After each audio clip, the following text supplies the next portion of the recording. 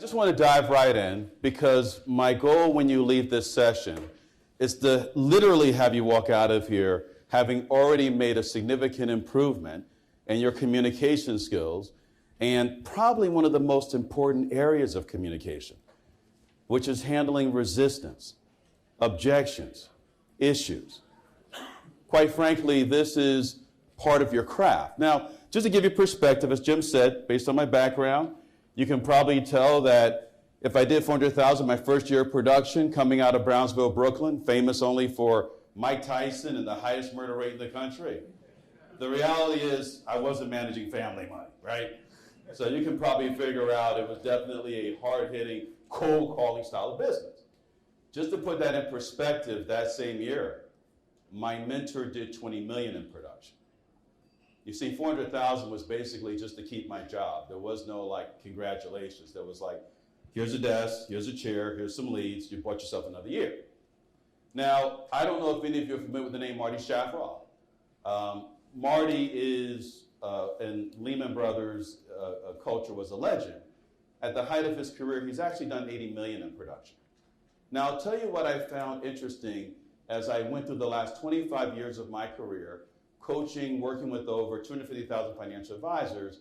When you think about folks who have been in the business, 30, 25 years, successful financial advisors, do most of those individuals, folks like Marty's been at it 40 years, do they tend to have a SEMA, CFP? What do you think? Do they tend to have those designations? What would you say, yes or no? No, actually they don't. Now, candidly, to be doing 20 million, 80 million in production, you better be good at something, right? So what are they good at? What are they good at? What would you say they're good at? Communicating, selling, people, relationship. This is what they're good at. Now, let me ask you a question. Is it possible that a person could be brilliant at investments, just like a rocket scientist, right? And horrible at communicating? Is that possible? Right? You're like, I know that guy. Right? Put that to the side, let's put that to the side, right? Let me ask you, right? You've seen people brilliant at the business, they're rocket scientists, and yet, quite frankly, they fail out of the business. Now, let's reverse it. I know you hate when I flip this on you, but let's be straight. Could someone be brilliant at communicating and horrible at investments? Is that possible? And how will they do? Very well. Very, very well. You're looking at one of them, right? I don't take it personally, right? So if I'm following what you're saying is that your communication skills are senior to your investment knowledge. Now that makes sense to me because you need your communication skills to deliver your investment knowledge. So I can get that. Here's where I get a little bit befuddled. Let me just double check something. Would it be exaggerating for me to say that you've probably spent a couple of thousand hours studying investments, finance, markets, personal economics? I mean, think about it. Not just, to getting your license, but designations, certifications, CE credits, right? You read the newspapers, watch CNN, due diligence meetings, research reports. Would it be fair for me to say you've probably spent a couple of thousand hours developing your investment expertise? Would that be fair? Okay, so I'm not exaggerating, right? But you just told me that your communication skills are senior to your investment knowledge. So I just have like one little question for you. I'm just wondering, how many books have you read on selling from cover to cover? Now, I didn't ask how many you own. I asked how many you read.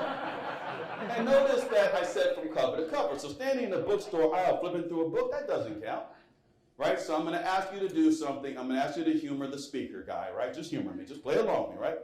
I want you to share with someone sitting next to you how many books you've read from cover to cover on selling. Not on motivation, on selling. So just turn to someone, like be friendly. Say howdy, partner. Be nice, okay? Be nice. Sit here brotherly love, right? And share how many books you've read on selling. How many books have you read on selling?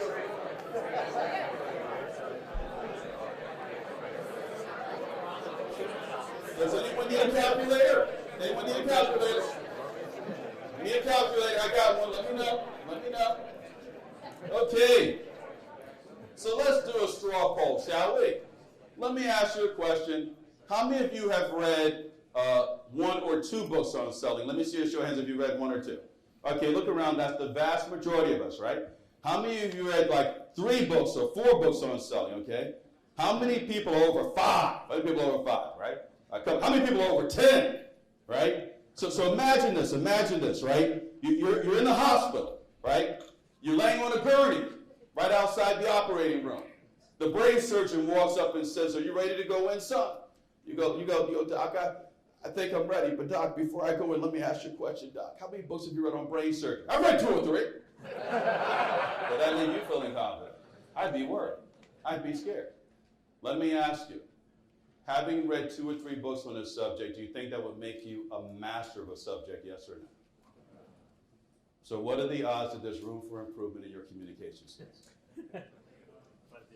You see, here's how I look at the world. The way that I look at the world is, you are the product. They can buy the products in you. They're buying you. That's what they're buying. And I will tell you that the single biggest investment you can make is in the product that you are. Now, out of all the parts of what you do that you could invest in, I would say that your communication skills would be primary. There are a lot of things we could work on right now, right? Like, for example, no bragging, no boasting, not about that, right? I love cold calling. I cold called Steven Spielberg when I was 23 years old. I love social networking. 5 years ago, I told my students, the individuals that I coach, a number of very senior advisors in the industry, I said, look, I'm not afraid to prospect. Within 90 days, I will prospect and have a meeting with the wealthiest man in the world, Carlos Slim. I kid you not, within 90 days, I had a face-to-face meeting with Mr. Slim. I love social networking. I love all of those various aspects of communication skills.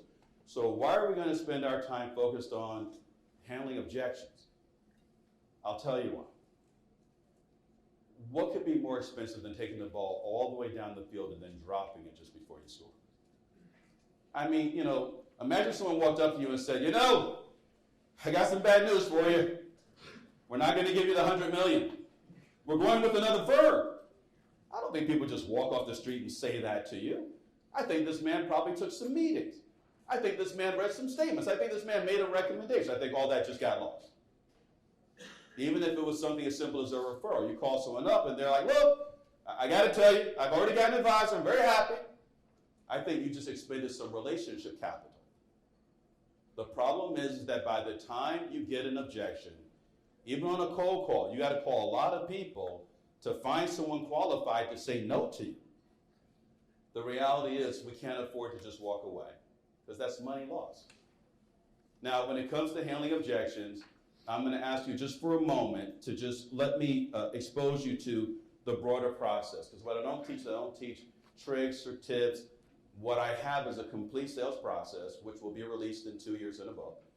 But it's really not about tricks and tips. It's really about a process. I want to have you envision the very end of the sales process. So at the very end of the sales process, anytime we make any recommendation, any request, to show you how clearly this is a process, not a collection of ideas, not my opinion versus some other guy. There's only 4 possible classes of responses you can get whenever you make a recommendation. There's only 4 things they can say. What are the only 4 things that someone can say in response to you making a recommendation?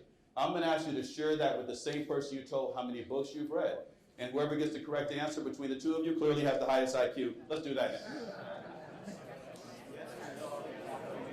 Now what? Could I ask you for a favor, please? Hey, Tom, could you do me a favor? Mr. Phillips?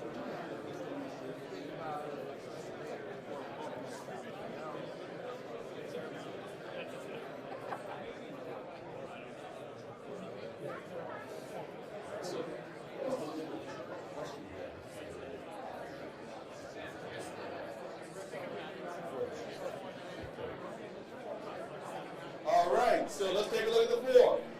You make any recommendation, any request. What's one of the things that they can say in response? What could they say? Yes. Yes. Where do I sign? Okay, can I sign now or do I need to wait? Right? Yeah, that could be one. Okay, we got 3 more to go. What's another one? No, I'm not interested. Right? Okay, we're down to 2. I rarely ever have an audience guess all 4. I want to think about it. The timing's not right. Let me talk to my wife. Let me talk to my CPA. All objections are a form of maybe. The problem is you hear them as no, and they're not a no. The very nature of an objection is that a person is conflicted. They're a little no and they're a little yes. Otherwise, it'd just be no. Now, be honest with me. How often in your life do you get like a straight no? Like no! Nothing else added. No explanation, just no. I mean, statistically, do you get a lot of no's? Be straight with me. You don't get a lot of no's. Yeah, right. Here we go. The reality is you get stories. You get stories. You know why you get stories? Because they're interested. But you don't hear it that way. By the way, the fourth class of information is a question. Now, I spent 2 years as a media skills coach at the White House. Do you think there's actually a process for how to handle questions effectively? What do you think, yes or no? Have you ever wanted to go buy something you knew you wanted to buy? Just had a couple of questions.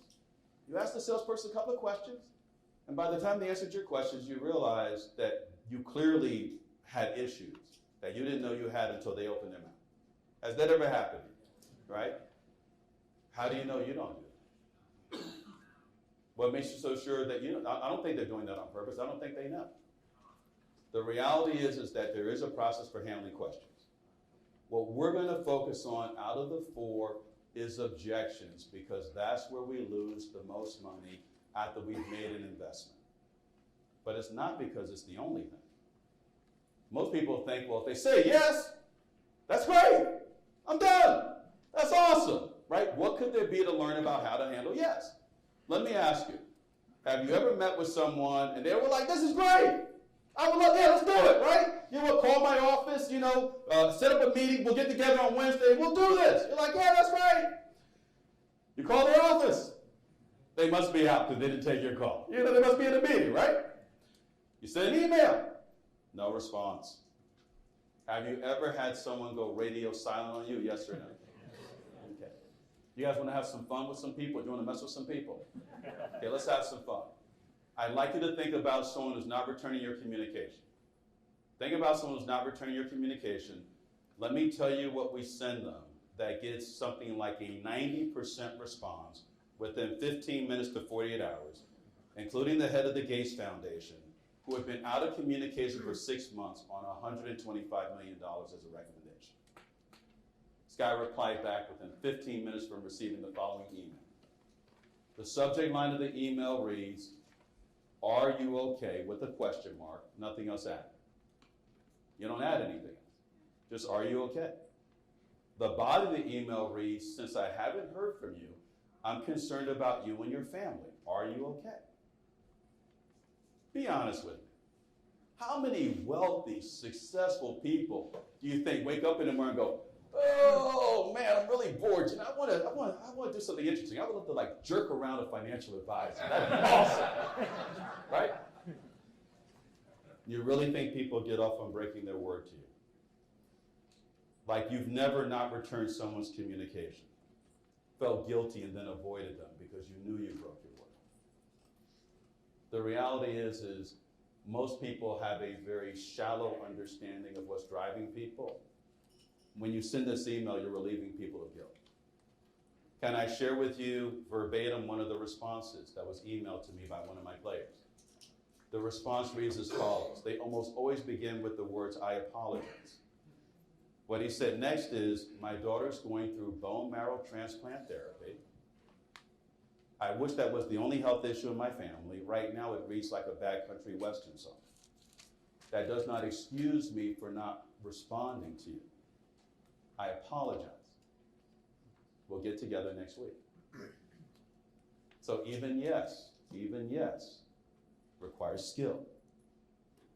So, we won't spend time on that. Candidly, if I trained you, I would have you not be in that position to begin with. Anytime I find you worrying about pestering someone, what I know is you didn't get out in front of that issue before it even happened. You should have never been in that, but we could have avoided that to begin with, but because you didn't, now we've got to control it from behind, and now you look like a pest when they didn't keep their word. That's not what we want to be doing. But we have our hands full today with the generous amount of time allotted to me to just go over the handling of objections. So what we're going to do is we're going to do something unusual. Now, I have been rated the #1 speaker in the industry for several years running by the Wharton School of Business. I've also got the top coaching record, as far as we know, in the industry. But what I'd like to explain to you is, what does it mean like to be coach? All right, so let's say you came to me and said, hey, coach, I want to work on my tennis game. Well, the first thing I'm going to say is, let's hit some balls. I can't just all of a sudden tell you, I got to see how you play. You come to me and you say, hey, coach, I want to work on my golf game. I can't just tell you what to do. I got to see your swing. First thing I do is I got to see where you are right now. So what we're going to do is we're going to engage in a very simple role play, right? In this role play, you're going to handle an objection. Now, you know, I mean, pretty soon, you guys had a long day. We're going to have some drinks. Let's keep it light. Let's keep it easy. Let's choose something, you know, easy. Suppose you got a referral. You called the person, and when you called them, they said the following. You know, listen, I like you. I hate when they say that. It never ends well. When has anyone ever began with I like you and it ended with signing paperwork, right? I like you, but I've got several other advisors. Would you believe my brother's a partner at Goldman? And I pay very little in fees. Listen, I like you. I just don't want to waste your time. How many of you would deem that to actually be, I called it a light objection. How many would say that that's a little bit harder than light? Let's see a show of hands, right? Not even close. By the time this one session is done, you'll know how to roll right through that one, like a knife through butter. Not even close to being difficult. You will see. But you cannot believe me. You have to see for yourself. You have to first see what you would do. Then I'll show you what I would have you do. And then you will get to decide which one you think would be most effective. Right? That's the only way for you to make an informed decision. So I'm not asking you to believe me, because that won't stick. So between the two of you, one of you has to go first. So whoever's mentally the quickest, point to the one who's mentally slower, they'll go first. Do that now. If you're wondering what I said, you're going first, so don't worry about it, okay? So here's what we're going to do. On the count of 3, whoever's going first, if you're going first, raise your hand. Do not hide. Do not hide. Okay, be bold. Okay, if you're going first, you're going to receive the objection. I'm going to count to 3. I'm going to say it along with everyone saying the objection. When we get finished saying the objection, you're going to open your mouth and pray that something intelligent falls out. Do you follow? Okay, is everybody ready for this, okay? All right. So get ready. Get set. 1, 2, 3, go. Say, I like you. But I have several advisors. You know, I have a brother in the business. And I pay very little in fees. Okay, let's see what they say. Now it's your turn. Go. Go ahead, get it. Get it.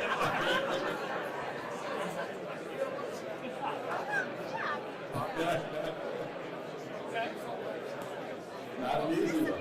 Not an easy one. You want to try it, right?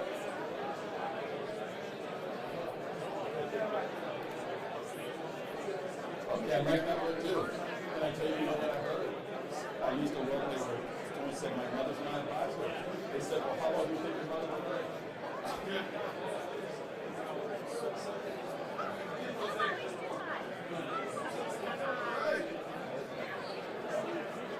Okay. Very good. Very good. I'll stop you there. Stop you there. So, some of you are thinking, hey, coach, why are you stopping me? I'm just about to turn this guy. I'm going to make it happen, coach, right? Just for the record, it's never going to happen. Just for the record. Let me ask you a question. When was the last time you went on a sales call? Had never met the person before. You walked in. Person says, Sarano. You must be Sarano. Hey, listen, I know we just met Sarano, and I'm a fairly good judge of character. I can tell you already, I don't much like you. By the way, odds are I never will. Now, to be polite, I sit here and let you do your little pitch, and I go, I'm just planning out my day. Then I go, oh my gosh, I got a meeting. You know what? Call my office. We'll get scheduled. I'll dodge your call. You'll never get to me again. Or you could just leave now. Which would you prefer? Has that ever happened to you in selling? Ever? No. How many times have you stood across a showroom floor, sat across a desk, watching another salesperson try and talk to you, knowing full well you already made up your mind, and the answer was no? Have you done that fairly frequently? Well, guess how often it's happening to you? Oh, no, not us. We're special. You're not that special. This person's humoring you. They weren't moved by what you said. They were being polite. Now, to be honest with you, I know I shouldn't say this, but to be honest with you, they were also thinking, I might not be very good, but I can definitely do better than this guy. Really? Really? You think so? Let's reverse role. Let's get revenge, okay? Let's reverse role. Okay, on the count of 3, the other person will go. Right? So the other person's going to go. Get ready. Get set. 1, 2, 3, go. I like you. But I have several advisors. I have a brother in the business. I pay very low fees.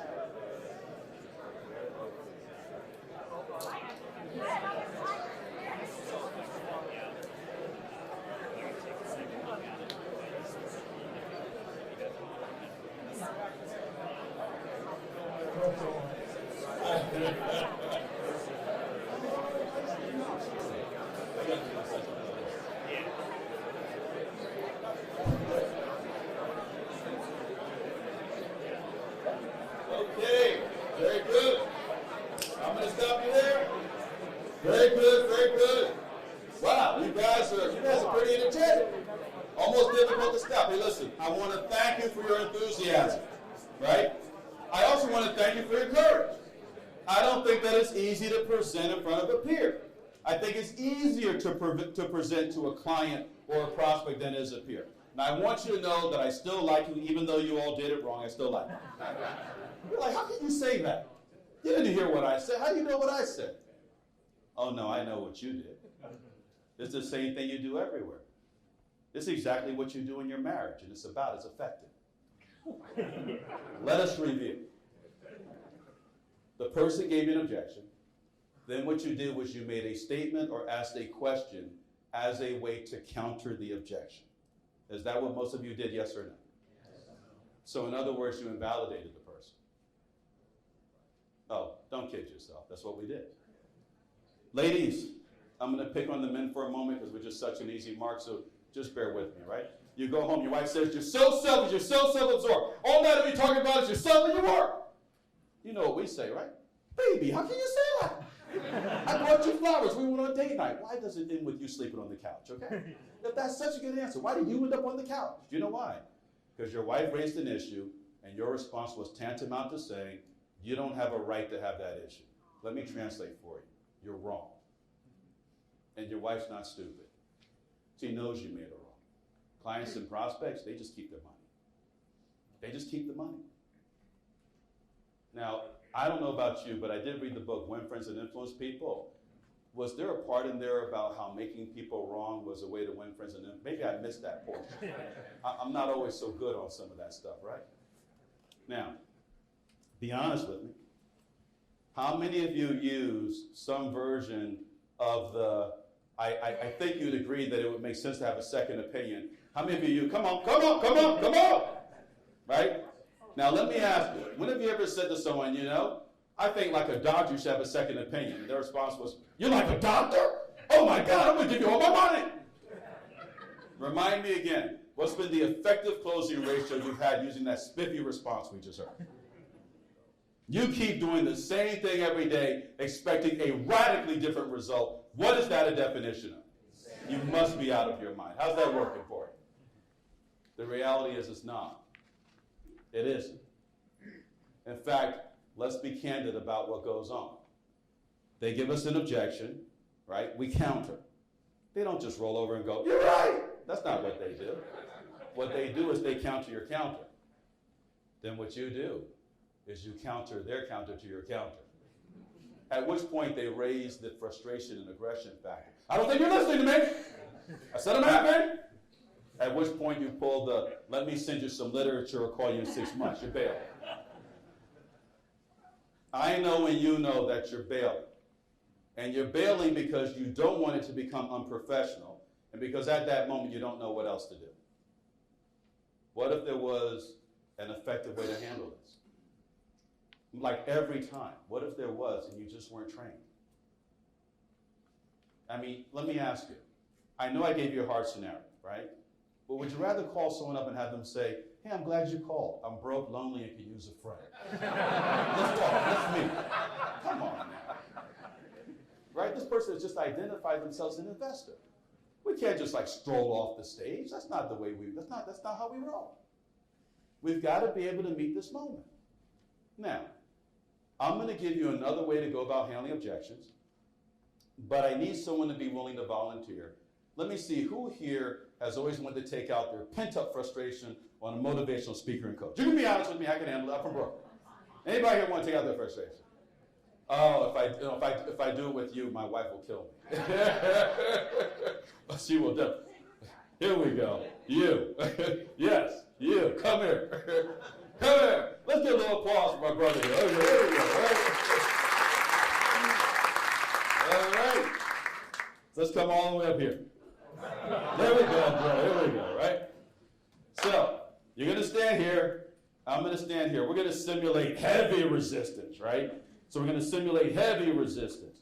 You're going to hit me with heavy resistance. What you're going to do is you're going to take your finger, put it in my chest, right? Remember, I'm from Brooklyn. I can handle the heat, okay? You're going to go, you're an idiot, right? You're going to be like, Sarano, you're an idiot, okay? But you got like, look, you can't be smiling like that, bro. Take it seriously. Okay, hold on. Okay. You're an idiot. Okay, you can do more than that. Come on now. Here we go. You're an idiot. Okay, good. So normally what I would say is, look, you got a lot of nerve. Who do you think you are, right? What I would do is I would come back, right? So do that again. Watch what I do and tell me what I do differently and notice the effect. Watch what I do differently, notice the effect. Okay, so hit me with that again. You're an idiot. What you're saying is that I'm not very bright.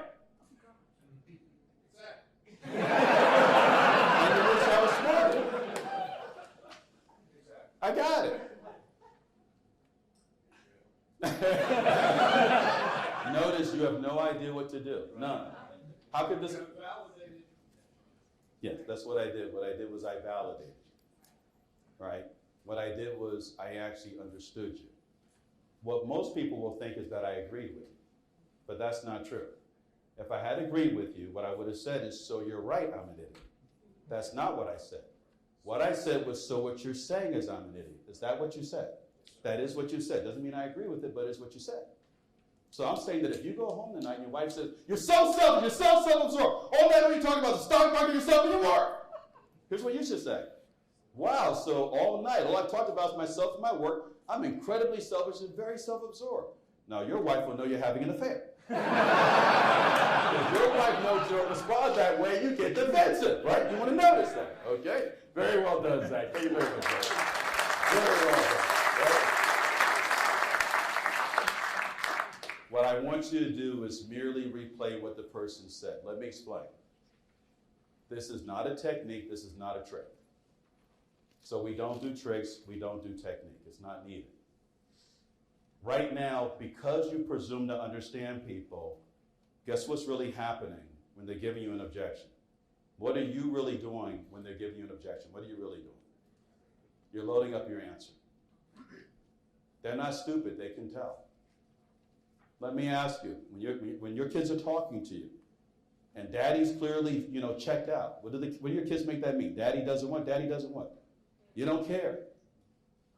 So the message that they get is you really don't even care what they have to say. Right? You want to know it's not what we want to do. Now, I'm going to say something to you, and when I do, something will happen inside of your mind. I'm going to say something to you, and when I do, something will happen inside of your mind. Notice what happens inside of your mind. The cat landed on the floor. The cat landed on the floor. What color cat did you see? What color cat did you see? What color cat did you see, Tom? By the way, what did the cat jump off of? What did you see? Table. What did you see? Countertop. What did you see? Right? What kind of floor, by the way? What kind of floor? Right. So for me to say the cat landed on the floor, I would only say that because I had a prior experience of my own. What I'm seeing in my mind's eye is a black cat jumping off a white refrigerator onto a black and white tile floor. What are the odds of you getting the exact same image in your mind as I have in mind? What are the odds? 0. 0.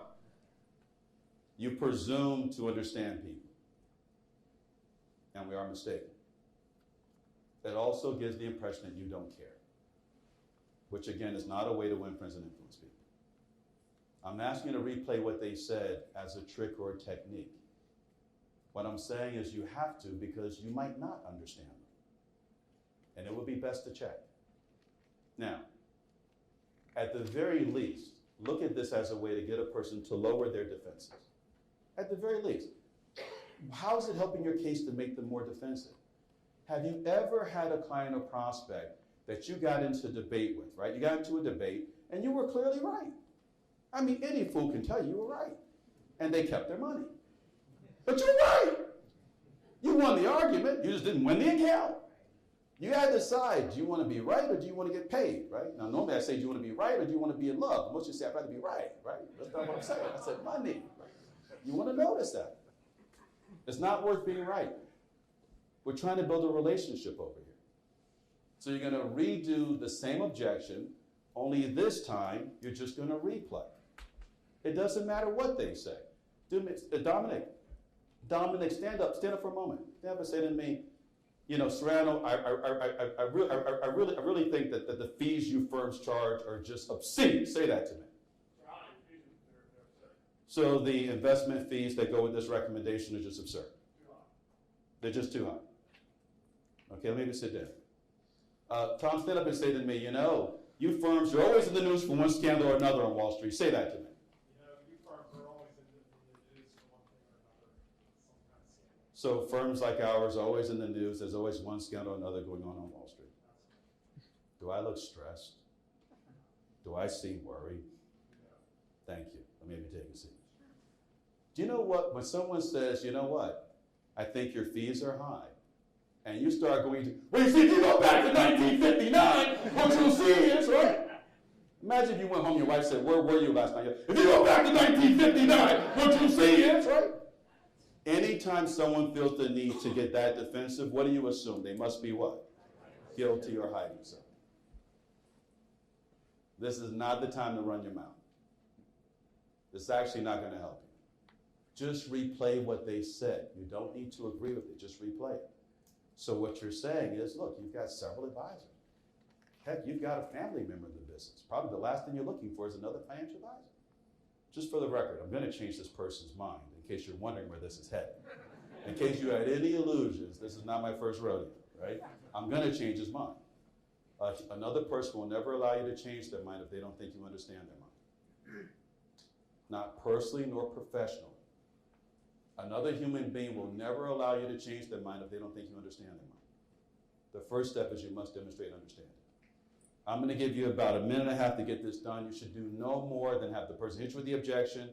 Then what you do is you replay, stop, reverse roles. It should take no more than 90 seconds. Let's go to work, okay? Same person went first before. Go first. Let's go! So hit him with, I like you. I've got several advisors.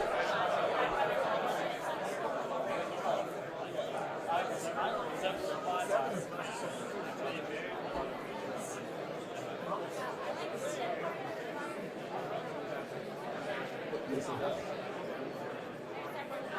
Sponsors, yes, bro. Let's do it.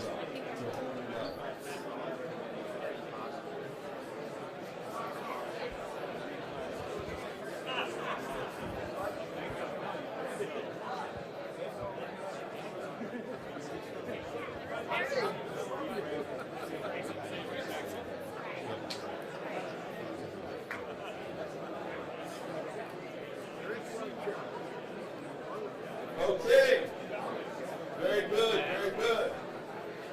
Now, here's what I want you to notice. Even though this was a role play, utterly contrived, totally contrived, be honest with me, does it feel good to have someone else try and understand you, even in a role play? Would you say yes or no? Yes. So it feels good to receive, but also be honest with me, it feels a bit awkward doing it. Would that be fair to say? Okay? Put your arms across your chest. Notice one's on the top and one's on the bottom. Try and reverse the order. Let me see if you can do it. Okay? Some of you can't even do it, right? One of these feels right and one of them feels strange. What's the real difference between the two? Habit. Habit. One you've practiced, one you haven't. So no, you haven't practiced replaying. So no, it will not feel natural for you. But I got to be honest with you. I'm coach, and your comfort is not my concern. Winning is my concern, but not your comfort. So I'd like you to get comfortable, but that's optional. I do expect you to get the business. That's not optional. We invest time, we invest money, we want to see a return. Now, Zach, where are you? Let me have you up here one more time, okay? So let's go to the next. By the way, you and I have not met previously, right? So this was basically just you being generous, so thank you for that. We did not know that you were a part of today's presentation. All right, so here's what happens. What happens is, like, a person objects, I replay, then naturally what they'll do is they'll verify and say either one, yes, that's what I said, or they'll say, no, you misunderstood me. I said that what you did was idiotic. I didn't call you an idiot. Or they'll say, yeah, but I know that you meant well. If they say anything other than yes, whatever else they add, you have to replay that, because we only move forward on agreement. Any level of disagreement will be why they don't close. Do not think you can dazzle them with your fancy presentation. If people did that to you, you wouldn't like it. Right? Let's play this thing straight. We got to handle issues as they come. What you're going to see emerge now is a fourth step. So the first step is you'll hit me with the objections, right? You're an idiot. I'll then hit you back with my replay. Then you'll hit me with the verification. Yeah, that's what I said. And then I'm going to show everyone the four steps. Let's take it again. So here we go. Once again, Sarano, you're an idiot. You're an idiot. What you're saying is that I'm not very bright. No, not necessarily. I didn't call you idiot. I just don't think you know. So you don't think I know what I'm doing? No, Not on this.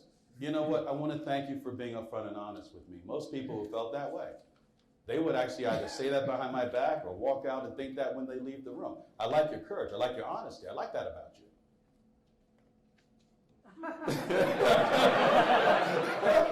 Try hard, bro. You're doing good. Okay, very good. All right. That next step was what we call acknowledgement. Why would you acknowledge someone for telling you negative stuff? For a moment, let's go behind the scenes and take a look at what's really going on. In this person's mind, here's what they know. On this side of the net, if this was a game, on this side of the net, what you know is time works against you. Your goal is to keep the other person shut down by making it short. So you walk into a retail store, I walk up to you and go, may I help you? What you say is, no, I'm just looking. I call you up on the phone, I go, good evening, Mr. Jones. I want to tell you about, you don't listen for my pitch. You listen for the soonest exit. You know the way to win, keep it short, shut them down. On the other side of the net, as a salesperson, here's what I know. The longer you talk, the more likely you are to become a relationship of mine. Why would I acknowledge someone for talking? Because guess what I want to keep you doing if I'm going to change your mind? I need to keep you talking. What is the most egregious error made by advisors, which some of you made a few moments ago? You didn't know that you did it, and I'm not criticizing you, nor am I making you wrong. Normally, the way that it works, the person gives you an objection, and the first words out of our mouth will sound like this. So, Randy, say to me, you know, I really don't like you. I really don't like you financial type. Say that to me. I really don't like you financial type. Listen, I can appreciate what you're saying, but I just lied to him. Did you see that? That was good, right? Notice I just slipped that one in, right? What happens when a friend of yours says, hey, I agree with you, but what do you know? They don't agree with you. Do you know that most of you, whether you know it or not, you begin with the phrase either I understand or I appreciate. When my wife tells me, hey, let me tell you how I feel, and I go, I understand how you feel. I don't know how that goes in your household. It doesn't go down so well in mine. You follow me? Right? The phrase I want you to stick with is I want to thank you. I want to thank you for being upfront. I want to thank you for being so honest. I want to thank you for being so candid. I want to thank you for taking this call or this meeting, even though you knew you already had a family member in the business. You need to take my call. We gain nothing. We lose nothing by being grateful. We lose nothing. Remember, we're here to build a relationship. So I'm going to have you do just those 4 steps, because you're going to basically do what you did before, but add the piece now where you go, I want to thank you for being upfront, for being honest, and then I'm going to show you how to change their mind. That will come next. But let me see you do just this much. I'm going to give you, again, only about 90 seconds to get this done, so thank you for working independently. I really appreciate that. Let's go to work. Let's go to work.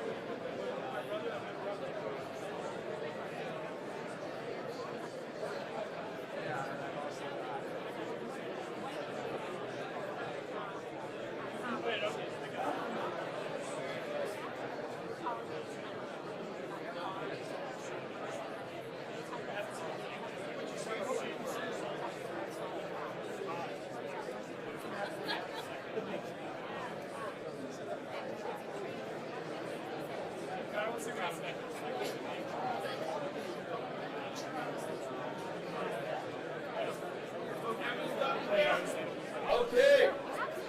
Are you ready to change this person's mind? Are you ready? Are you ready? Okay, here we go. My friend, if you would please be so kind. Here we go. All right. Now that we have understood them, now that we have acknowledged them, now it's about to go down. It's about to get real up in here. You follow me? So here's what's going to happen. You're going to say to me, look, Sarano, I've got several advisors. I've got a brother in the business, right? I pay very low in fees. I just don't want to waste your time. I don't need another advisor. And then what we'll do is we'll roll the sequence. They'll see me do every step. Then I'm going to add a step that we refer to and is known in linguistics as reframes. And there are 12 that you learn to use consistently to change a person's mind. So just stay with me. You'll see how this works. So say to me, you know, Sarano, I've got several advisors. I'm going to stand a little bit closer so your voice can be picked up on my mic. So go ahead and say that. Well, Sarano, I've already got several advisors. In fact, my brother's an advisor. He hardly charges me anything in fees. Wow, so you've got a family member in the business. Sounds like on top of working with your brother, you've got several other advisors. You're paying very low in fees. I do. You know what? I want to thank you for telling me that up front. I can see you're not the kind of guy to waste a person's time. Can I ask you one quick question, though, before I let you go? Sure. Are you familiar with what they call the low man on the totem pole effect? Are you familiar with that? Yeah. Because you're familiar with what a totem pole is, right? So let me ask you this. I bet you if I asked you to rank all the advisors that you're currently working with, from like the best performer to the worst performer, you could probably tell me who's at the top. You could probably tell me who's at the bottom. Would that be fair to say? Yeah, I think so. Okay. The person at the bottom, guess what they call that person? What? The low man on the totem pole. And guess what? I'm actually here to compete for his business. That's my brother.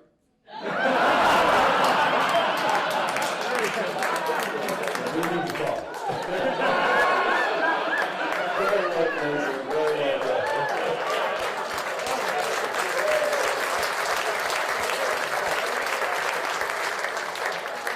Believe it or not, that's happened.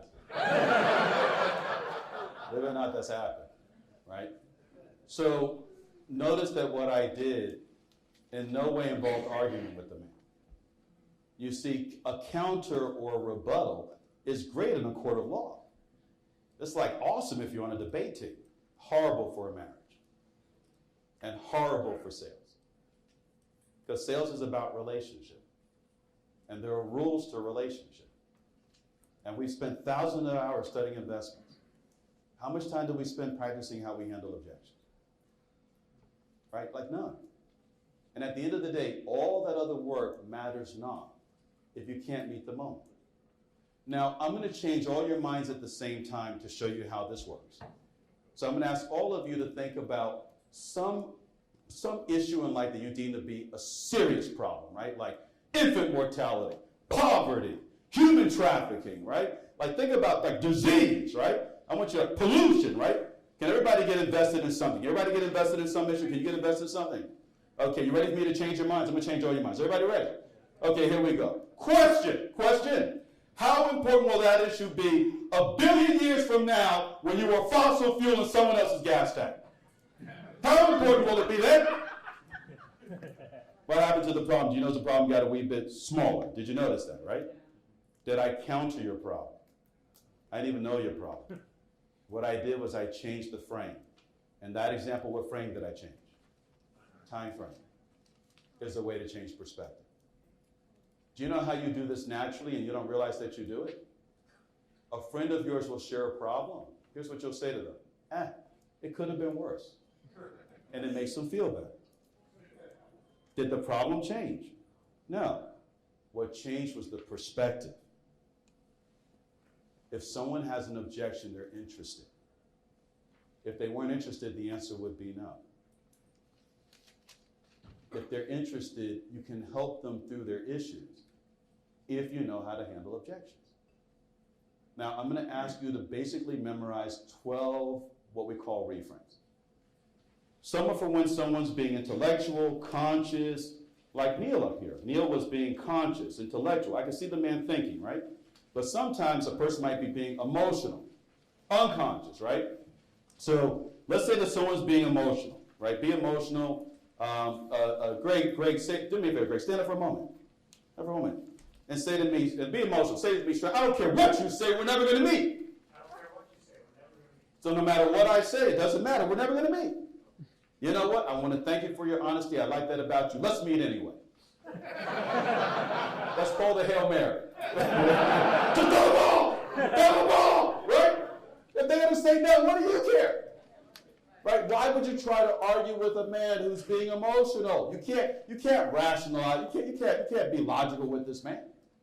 So you'll see that some of the reframes are for when people are being emotional, and some are for when they're being what we would refer to as logical or rational.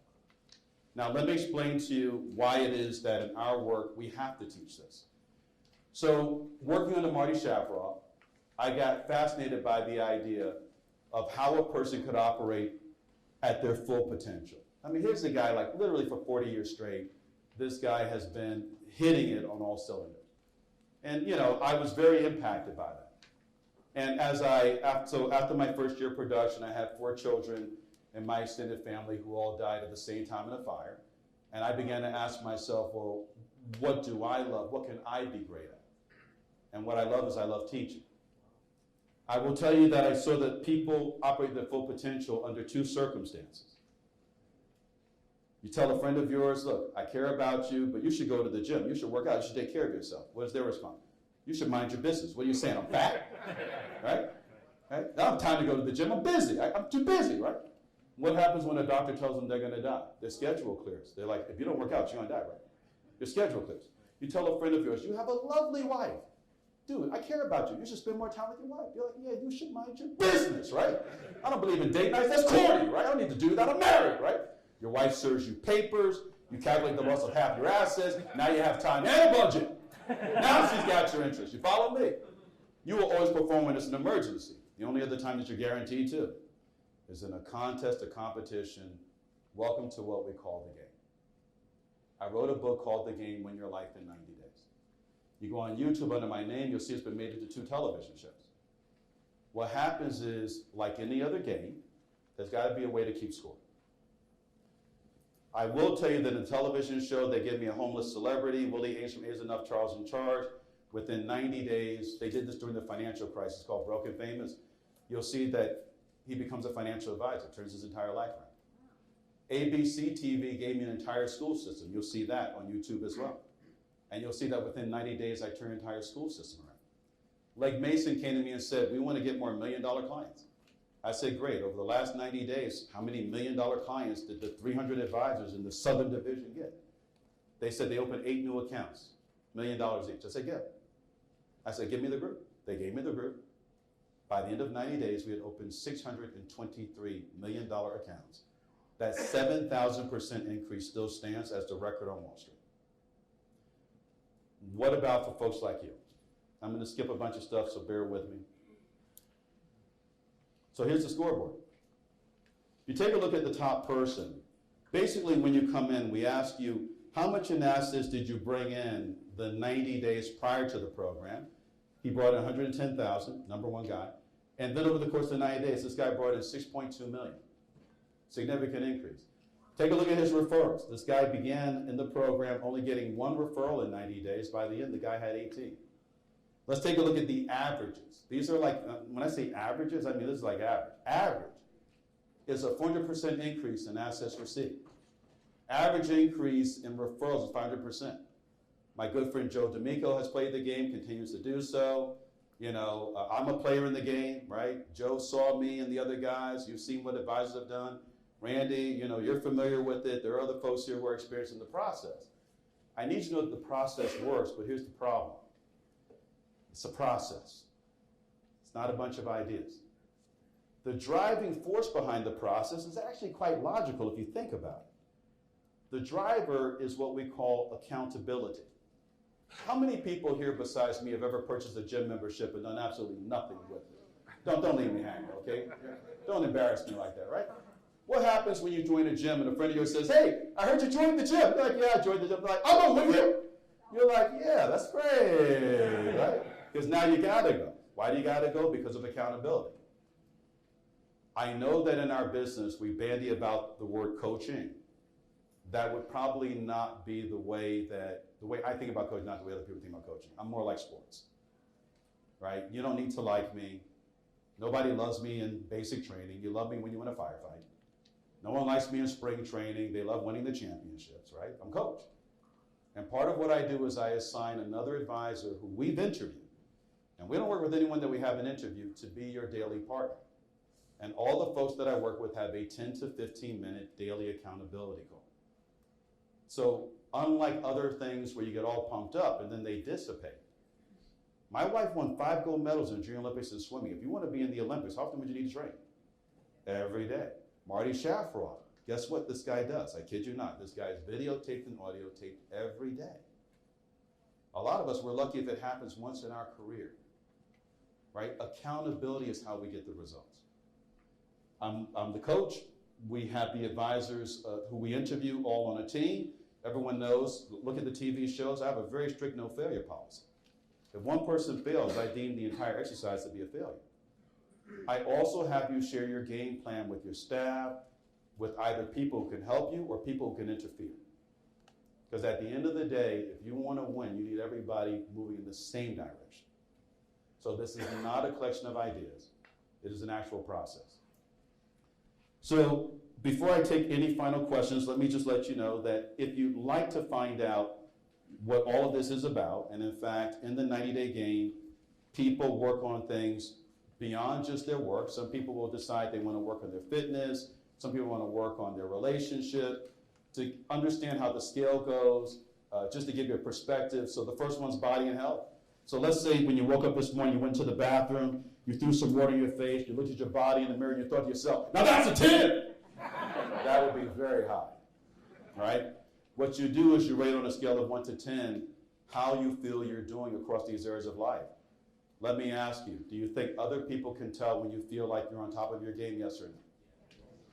So I'm not here to have you have better communication skills and nothing to back it up, because that's not straight, right?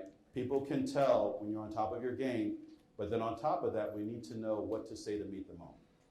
So because of this process, we have to teach people how to handle things like objections, because they tend to go on more sales calls. They tend to get in front of more people. They raise their activity levels.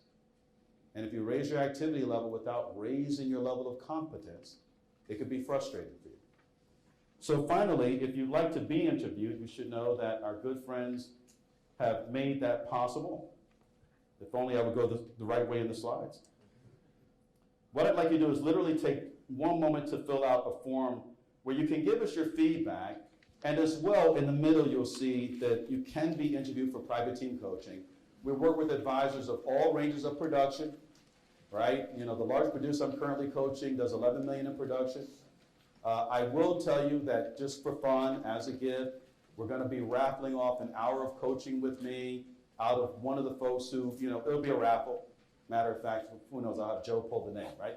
But the bottom line is we're here to support you. Please separate the two sheets from each other, because I want you to keep the top sheet. Particularly if you do get interviewed, I want to make sure that you have that form. We will email you another copy. But just take literally a minute and a half to fill out the feedback form. That would be the only thing that I would ask of you. So you're saying that if you say no, will we call you anyway? By the way, tonight over drinks, I want you to mess with people, right? Start using it on people now. Don't wait. We're going to ask you to leave those forms just at the registration desk. Like I said, we will make sure, you already have the white paper on the reframes. There's another similar one that has a little more detail that has to do with forms of prospecting, which we will also email to you. If you just leave the forms at the, Abby, at which desk should they leave it at? The registration? Leave it at the registration desk? Absolutely. So, listen, because we're at time, I do want to say thank you very much for the engagement. You know, there's a colleague of mine here who in his former life was in the world of boxing, and I will say that the folks who have had any sort of athletic experience, the idea of training, practice, coaching, I mean, you know, not exactly a novel concept, right? It's how you would get to be great at anything. So, and those of you who I have worked with, it's always great to see you. Let me turn it back over. Thank you all very much for your time. Thank you all very much.